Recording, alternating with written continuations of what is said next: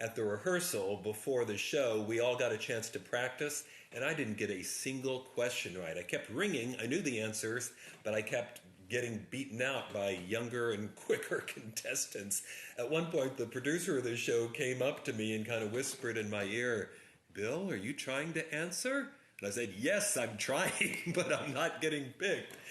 So I thought it was going to be a disaster. Well, as it turned out, I did much better in Double Jeopardy when the questions got harder, so speed was slightly less important. And the returning champion and I kept going neck and neck, back and forth. One's in the lead, then the other.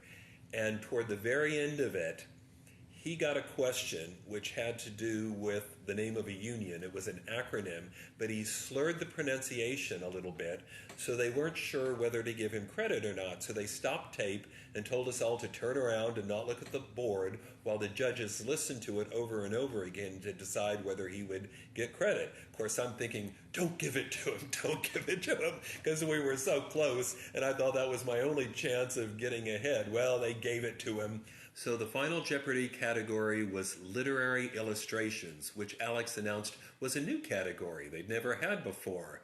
I didn't know what that was going to be, but it had the word literary in it, and I've been a reader all my life. I was an English major at OU. I've written more than 50 books, so that sounded good.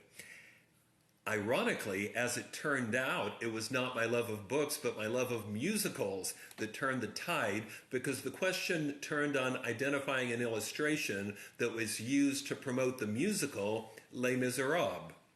And I recognized that right away. I love that musical. I knew the name of the young woman in the show was Cosette, and that's how I won on Jeopardy.